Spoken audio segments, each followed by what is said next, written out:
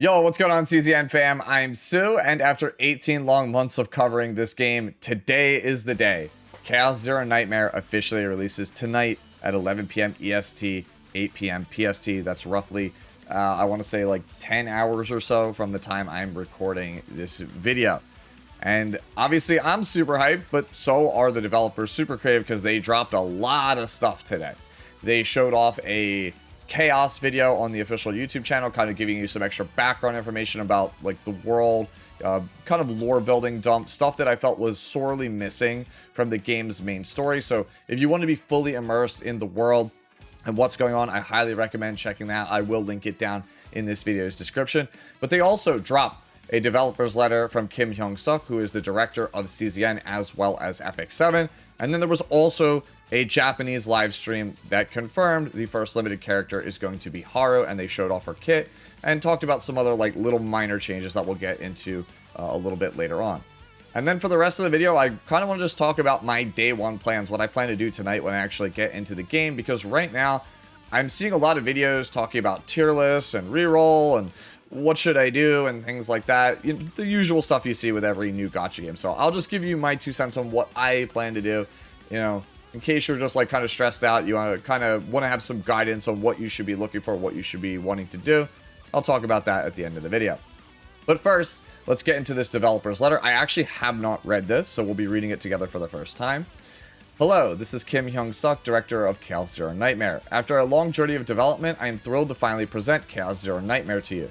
From the start, our goal was to create a unique and deeply immersive gameplay experience, something you would not find in other games. We wanted the journey of surviving in a desolate world together with characters you grow attached to become a lasting memory for every player.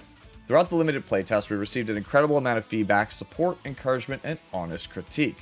Thanks to your insight, our team was able to grow, refine the game's quality, and define the direction for future updates. I would like to sincerely thank you all once again. Among all the feedback we received, one recurring theme stood out, and I would like to share how our development team is responding to it. Many players felt the game's story progression was lighter than expected and that there wasn't enough content to truly explore each character's story. We're making this our top priority for improvement. At the time of the official launch, you'll be able to experience Trauma Code, a multi-ending story feature for each character. It is designed to let players uncover characters' hidden traumas and personal stories, allowing for a deeper emotional connection with them. I actually think this is pretty good that they're releasing this because they kind of give you a hint of what character's trauma is. Like, for example, Rin, she thinks people see her as a weirdo, but they don't really explain or kind of expand upon that. Like, her trauma is that she's afraid of people judging her or thinking she's weird or, like, perverted, but they don't actually ever explore why that is, right? So I think that this is a pretty welcome feature. For the launch version, the Renoa episode and the new character Haru episode will be available first. Additional trauma code stories for other characters will be released in future updates, so please look forward to it. That's pretty good because, again, Renoa is a character that you get to see at the start of the story, and question mark, like there's not really an explanation, like how did she become the captain of the SS Nightmare, right? Things like that. It's never really explained, so I'm happy that they are taking this very first step. And obviously you can see from the graphic here, it is a little bit more graphic with her kind of just like laying in a pool of her own blood. Alright, so moving on to the next slide here. We are also working on messenger stories and excursion stories, which highlight each character's more personal side. Although these will not be available immediately at launch, we plan to release the completed stories for each character as soon as possible in sequence. Through these stories, you'll be able to discover new sides of the characters presented through animated events. And then you have a character here. I'm not really sure which character this is. It looks like Selena. So I guess like it's Selena, the bunny girl in an actual bunny girl outfit. So haha, I guess that makes sense. As for the main story, we'll gradually lead you to uncover darker and more unsettling truths as the narrative progresses. Starting from chapter 6, we are preparing new developments that will further highlight each character's depth and charm. We will continue to put our full effort into expanding the world and enhancing the appeal of its characters. Even now, with the official launch just around the corner, I find myself filled with worry. Have our choices and design decisions been the right ones? Will our sincerity truly reach the players? At the same time, I also feel a deep sense of hope and anticipation, knowing that we will be building the world of Chaos Zero Nightmare together with all of you. From this point onward, I believe that your experiences and voices will become the final pieces that complete the world of CZN. So, for those of you guys who don't know, Epic 7, which is Super Creative's other game, was famously very forthcoming and open with people for the first 2 years of its kind of development. Like first year and a half, I would want to say. Like it released in late 2018 and up until like late 2019, maybe early 2020, they were pretty open to feedback and giving players exactly what they wanted. And at some point, the community and the dev team kind of had a falling out of sorts, and it kind of was just like a here's how it is, take it or leave it approach for the next like 4 years, give or take. But earlier this year, after their numbers were just dwindling and content creators were leaving, players were leaving, they kind of did a whole, like, I want to say directional revamp. This was largely due in part to the fact that they had a major patch fail, right? Famously, like Genizod and other content creators, rightfully so, called them out for this update called the Awakened Potential. It completely bombed their credibility, and they just completely rebuilt pretty much the team, super creative and everything from the ground up to kind of like change the direction on how they do things. And now, in this past year of 2025, they've been incredibly open and receptive to feedback, and they've been pretty rapidly implementing most changes. So I don't really have any like worries or doubts. So even if the game is like, it pulls a Stellasaura, right? Like it's absolutely atrocious on the first day. The monetization or like gacha model is just terrible. I have a pretty good, you know, feeling that they will at least make some honest changes to it, make the game actually in a good spot. I think that the changes that they made since the closed beta, because one of the big feedbacks was that the gacha was so bad, is honestly pretty good. I know people really, really hate 50/50s in gacha games, and I totally get that. Like if you're rolling for a specific character, you want that specific character. At least in CZN, the rates to pull a character are a bit higher than some other games. The amount to pity is significantly lower, I found, than other games. And now they are going to be putting all limited characters from the banner into the standard pool basically after it finishes. So like if you don't get Haru, for example, at launch and you still want the character, you have a chance to get spooked by it later on down the line. And honestly, I think that is fine, right? I'm not like in love with it, but I don't think it's like awful and makes the game totally unplayable. So I do think that is a good set of changes, a step in the right direction, so to speak. Anyways, resuming from the letter. We're always listening closely to feedback. It's right there in front of my face. It's like, it's super bold letters. Like, that's what I'm saying. You guys don't understand how transparent this company and this team has been in the last 6 months or so. They have basically given us nearly everything we've wanted, aside from nerfs in E7, but that's a whole different thing. They've already confirmed from the start, CZN is open to that kind of stuff with its seasonal content, so that's not something you have to really worry about. Anyways, we're always listening to closely to your feedback you share through the community, and with every update, we'll continue to share our development direction alongside your voices. On October 22nd, Chaos Zero Nightmare will officially launch worldwide. To everyone who waited patiently, and to those joining us and at the beginning of this New Jersey, I offer my heartfelt thanks, Kim Hyung-suk. And then you get a director's gift of 500 crystals, which is like roughly 1/3 of a multi. Like, I really wish they would give us a 10 pull, I guess, but I'll take what I can get. Honestly, we'll talk more about it a little bit later. I don't really think having like a large roster or a ton of pulls is really the most important thing at the start, right? I think that with how balanced and how tight everything was in the closed beta, if it's even remotely in the same realm, they didn't break something, you should very easily find success and fun with most of the characters in the game, no matter what you end up with. At least that's my personal opinion. Anyways, moving on from this, we have the Chaos Zero Nightmare Japanese official live stream ahead of the launch. And as you can see, they showed off Haru here and kind of like her base kit. And then they also went on with this slide here to kind of explain to you how the character works, kind of like go in detail. And the main card here is this one here, the 2-cost card called Anchor Launch. This is essentially the core mechanic of Haru and how she plays as a striker. You use it, it's a strong single target attack, and every time you use it, it gets an extra 60% damage, stacking up to 5 times throughout the entire fight. And I believe this keyword here on the Anchor Launch is retained, so you kind of hold the Anchor Launch in your hand, you use it when the time is right, get some big damage, and then every time you use it, it will get stronger. And then the rest of her cards are kind of like an AoE attack, some self buffs, or ways to kind of search out the anchor launch. That's basically how she's playing. You're just using this one card and finding ways to loop this card over and over and over again. So if that's a gameplay style that sounds interesting to you, then I encourage you to pull for Haru. Otherwise, you could just pull for either collection's sake, or just, you know, you're really into, like, I guess the busty schoolgirl aesthetic, because that's pretty much, those are your main reasons to pull for this character. I don't know how good or bad she will be at the start. She doesn't honestly appeal to me too much with her aesthetics. Like, I think it's a cute character, but it's not the kind of characters that I sort of gravitate towards in these games. And honestly, like I said, the kit, it's all about just spamming one attack over and over and over again. And that can be fine, but if I'm going to play that kind of character, to me, Kairon does it a little bit better. He's a little bit more exciting to me. He has a little bit more that he can do in his kit. So, not to say that I think this character is bad, because it's probably tuned to be the best character in the game, as most gachas are. Like, the first limited banner is usually the thing that sets the pace for the power level of the game. But, again, just having a character that's essentially just looping the same 2-cost attack over and over again, not really my cup of tea.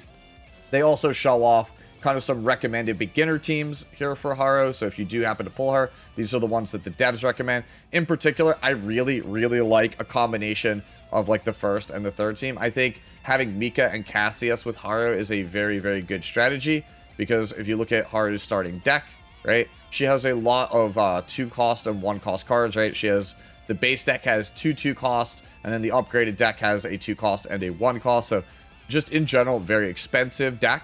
So having access to Mika will give you more action points, which will make it so that the character doesn't feel as cumbersome or clunky to actually play, depending on the hands that you draw. And then Cassius will have the ability to find you, basically, your anchor launch, your key card in the deck. He has a lot of ways to smooth over your draws, discard bad hands, search your deck with his Joker card or discarded pile to grab that specific anchor launch. So it's kind of like having 2 extra copies, or I should say 1 extra copy, bring your total to 2 of ways to find the anchor launch and kind of do your thing, kind of get your game plan rolling. So I think for me, if I'm playing Haru, Cassius is the first character I'm pairing with. And then after that, it's probably either Mika or Magna or Maribel, some kind of tank in the other slot. They have here Calipe, who's obviously a 5-star tank, and synergizes really, really well with Haru, because Calipe's entire mechanic is she gets bonus effects when you resolve cards that cost 2 or more. Well, 3 of the 8 cards that Haru has basically are going to cost 2 or more.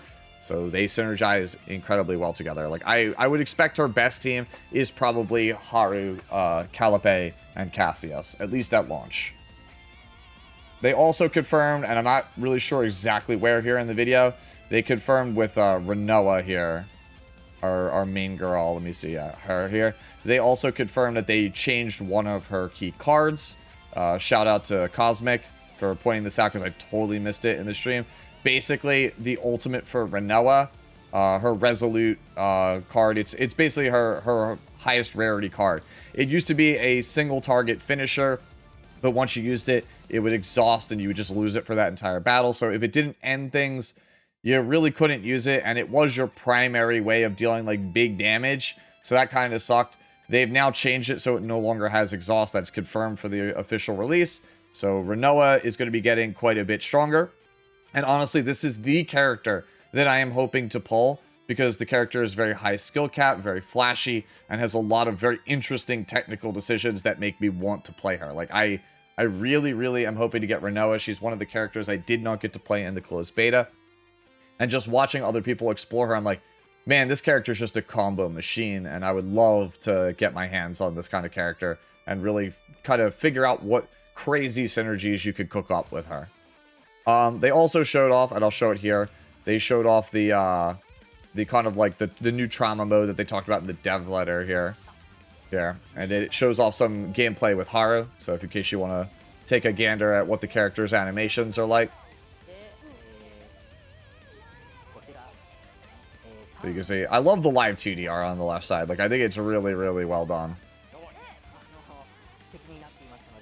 Man, Super Creative just never fails to impress. Like, I say all the time in my Epic 7 videos that the art department really does carry at Super Creative. And this game, I just cannot get enough of how gorgeous the sprites are, how great the animations are just in general. And so there's your kind of like, that's your AoE attack there. It's not the anchor launch, so to speak. She does have an AoE attack in the kit. As you can see, they're playing Mika for the action points and then Magna here for the sustain.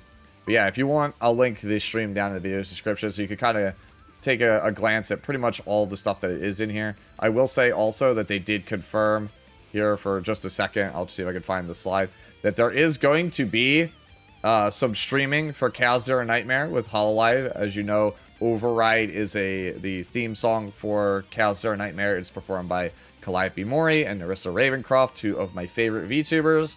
And then the Japanese VTubers will also be streaming Chaos Zero Nightmare kind of to promote it. So you have Iroha here on the left. Rui here is going to be on the 26th.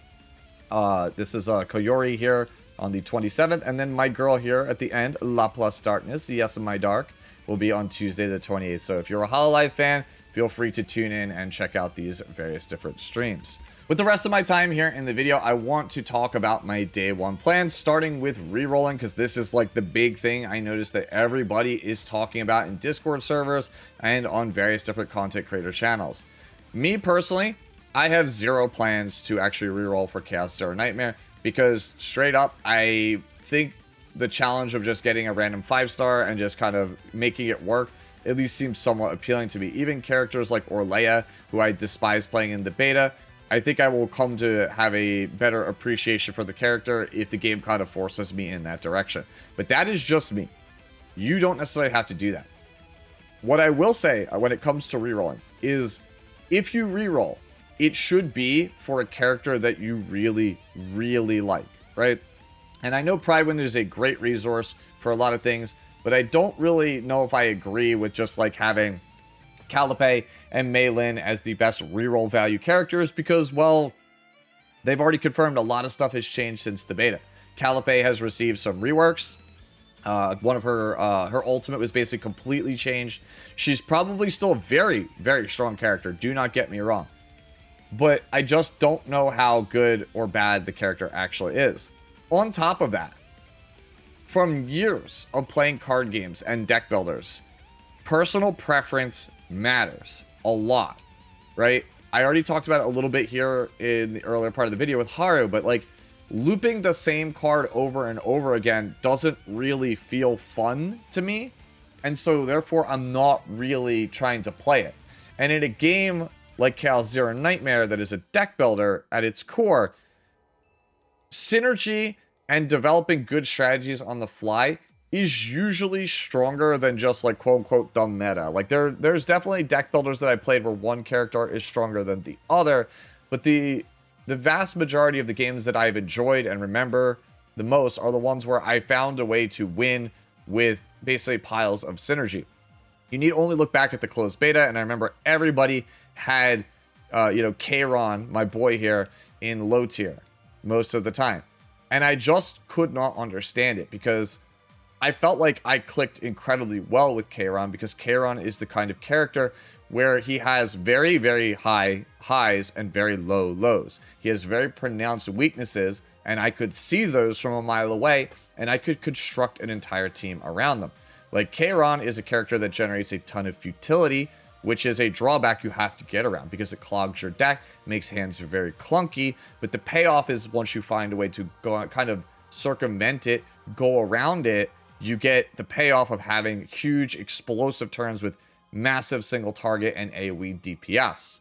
So the biggest thing is, how can I get around his drawbacks? And in order to do that, I need to find specific key cards at specific times. So when I looked at the roster, Cassius became the very clear choice, because his entire kit is about dumping useless cards from your hand, drawing extra cards when your hand bricks, and then his card Joker, I think, is the best skill card in the entire game, assuming it has not been changed. If Cassius's Joker is still a 0 action point card and still has the dupe ability of grabbing any card from the discard pile like in the closed beta. I do think that this is the highest skill cap, best 4-star in the game, and might debatably be the best character in the entire game because of his ability to mitigate the downsides of some of the other characters and really flesh them out and bring them to light. So this is like a great 2-man core for me in terms of getting Kayron set up and letting him do his thing. Now you have to ask yourself, what is the major weakness of these two? Kayron has some incidental healing, but he can't really be a main healer. And Cassius does have healing in the kit, but it's conditional, situational, based on my Popeye Popper quests and things like that. So that means, naturally, I should take a character that has sustain like Maribel. And so, while this might not be the end-all, be-all team, this is a very well-rounded team. And if I enjoy the playstyle that Kayron has, then I should lean into it, right? And who knows, like, even in the original version of the game, the closed beta, Calliope was considered the strongest character in the entire game, right? Because of this thing here, like full salvo, as well as vulture launch. And that gameplay style didn't really speak to me, right? Like, I had the character in the closed beta, but I left her at level 1 because everybody else was playing her. And I was like, okay, so it's a character where I draw my hand and I look and I go, oh, I have a 2-cost card. I play it. And then the game auto plays for me. And to me, that just didn't feel very interesting. And so, as great as it would be to re-roll for the quote-unquote best character, right? Like to roll for the Calliope or the Mei Lin, that's a character that you might not enjoy playing, right? Like, Mei Lin, to me, felt like a different version of Rin. Like, it felt like an easier version to play of Rin.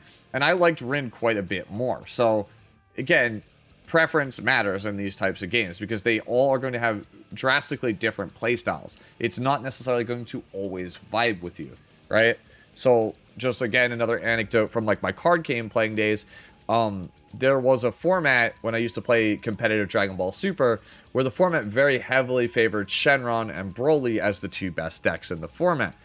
And I didn't really enjoy playing either. Like, I could play both, but they felt clunky and stiff, and I just didn't really want to play them, right? I just didn't enjoy the play patterns. So what I ended up doing was playing Janemba, which is seen as a fringe deck at that point, and I piloted that all the way to a top 16 Nationals finish.